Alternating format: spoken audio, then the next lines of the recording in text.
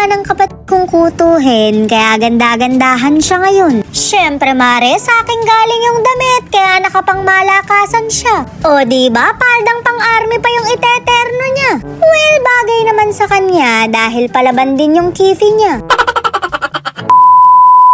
May lagnat nga ako ngayon, kaya hindi ako makaka-attend ng birthday niya. Napakaputla ko mare, kaya nag-blush on ako ng konti. Sasaglit kasi ako sa kapatid ko para iabot tong regalo ko. Pang sarap-sarapan to mare, dahil alam kong takot siyang malamangan. Puro babae kasi yung bisita niya, kaya hindi siya pwedeng matalbugan. Nakakatakot ka namang maging kaibigan, hindi ka pwedeng maungusan. Siyempre, nagpaluto ako kay nanay ng mga ihahanda niya. Alam niyo na mare, napakasarap magluto nun. Hindi mapapahiya yung kapatid ko sa mga darating niyang bisita. O diba, panis, may toko at bangaw pa. Wala kasi kung makitang baboy, kundi panay bangaw lang. Pero ang pinakamalupit doon yung bande-bandehadong spaghetti. Nalilito tuloy ako kung 7 years old ba yung may party.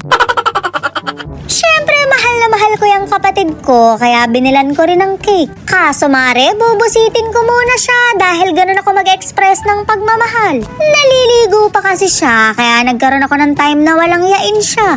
Abay, bilis-bilisan mo naman at kinukumbulsyon na ako. Pera kasi ang hiniling ko ngayong New Year, pero trangkaso ang binigay sa akin.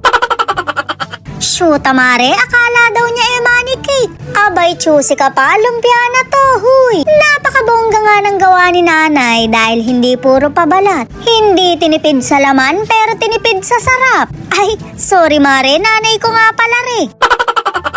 Bukod nga sa lumpiang mukhang turon, nagluto rin ng ulam si nanay. Pininyahang manok daw to, kaya siguro napakaraming patatas. Pinagbalat siguro siya ni Princess Sarah, kaya naparami. Pero may naligaw na pinya naman mare, mga 2 pieces. Nagbibihis na nga siya, kaya inabot ko na yung regalo ko. Pinagdamit ko nga muna pansamantala at baka makita niyo yung mga kukurikafu. Habang nagpapaganda nga siya, napansin ko yung isusuot niya. Hindi nyo kaya mare, miniskirt na army ang print. Bagay na bagay naman sa kanya dahil palaban din yung kifi niya. Lang mare, sa akin din naman ang galing yan. Hindi na kasi kasya, kaya pinamana ko na. Maski nga yung mga kuto ko, naipamana ko na rin. Napakaswerte nga nila dahil magbe-birthday din sila ngayon. Mare, dumadami na yung followers ng kapatid ko sa TikTok. Salamat sa pagsuporta nyo dahil napakasaya ng kapatid ko. Pero mas masaya yung tatay ko dahil kapatid ko na yung tutupad sa ibang mga pangarap niya. Close na close kasi sila, kaya nakakapagtaka. Siyempre, magpapainom ako kahit wala ako dito. Uuwi na kasi ko mare dahil hindi talaga maganda yung pakiramdam ko. Ring at lumalahad pa yung kapatid ko dahil baka kulangin pa raw to. Abay, tatagos na kayo dyan sa pader, mga syota kayo.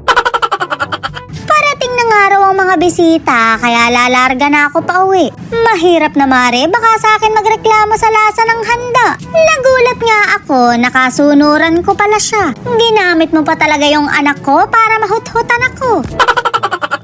Inabutan ko nga siya ng pera, kaya nagtatatalon siya. At talaga naman na tinanggap mo, tigas ng mukha mo.